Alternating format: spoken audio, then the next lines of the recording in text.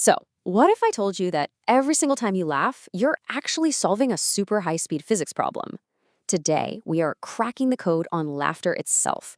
We're going to uncover the truth, the kind you can feel, way before you can explain it. You totally know that feeling, right? A joke just lands, you burst out laughing, and then, like a second later, your brain finally decides to show up and get it.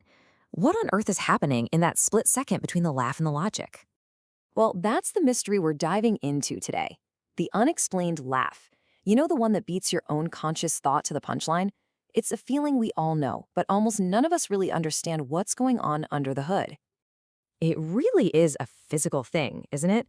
It's like this jolt of recognition deep in your gut that happens instantly. Your body is just way ahead of the game while your brain is still, booting up its analysis software.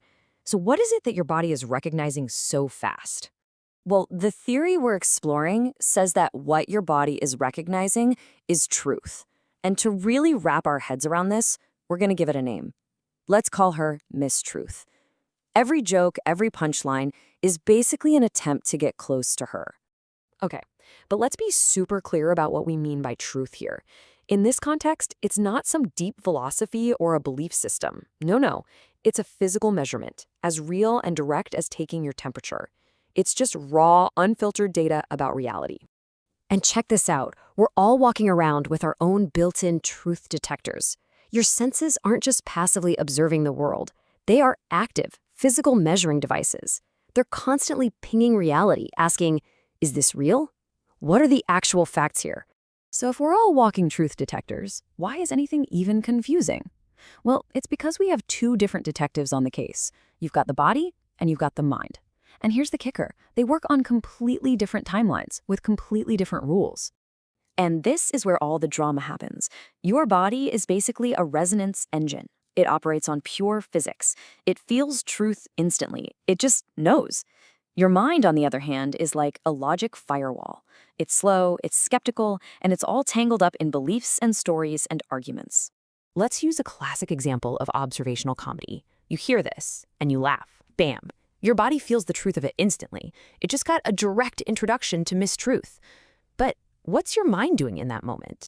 This right here is the near miss in action. Your body gets a direct hit of truth. Yes, that's it. But your mind's firewall immediately kicks in with all its justifications. But what about synergy and team building? That creates this tiny, split second of internal tension. And laughter?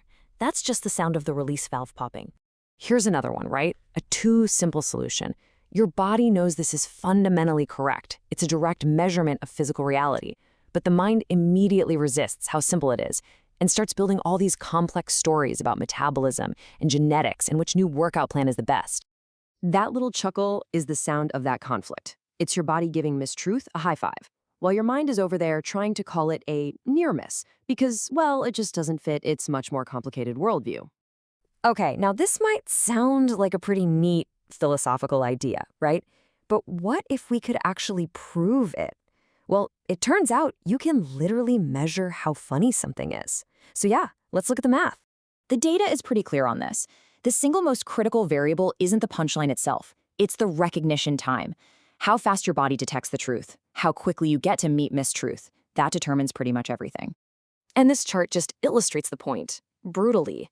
A delay of less than 2 seconds, that's about how long it takes to explain a joke, doesn't just make it a little less funny.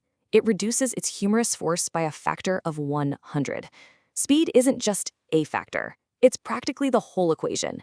And then it gets even weirder. The data also shows this U-shaped curve. Humor actually hits harder when you're already in an extreme emotional state. It provides more relief when you're sad and more of a boost when you're already happy. It's in that flat, neutral, everyday state where humor has the least power.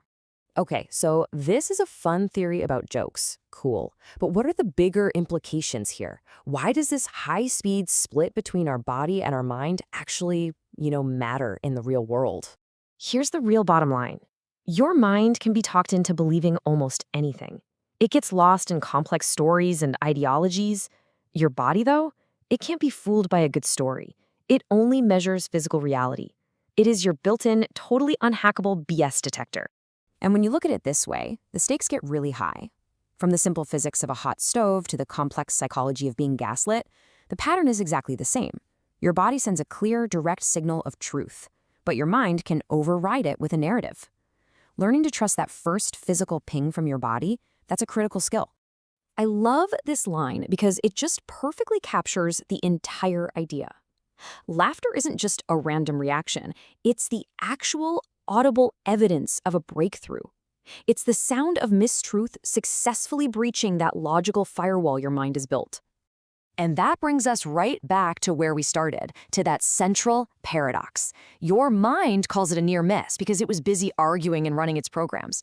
But for your body, that incredibly fast, accurate resonance engine, it was never a miss. It was a direct, dead center bullseye on the truth. So I'll just leave you with this. The next time you find yourself laughing before you even know why, pay attention. That feeling isn't confusion. It's a signal. It's your body telling you that you just had a very, very close encounter with mistruth.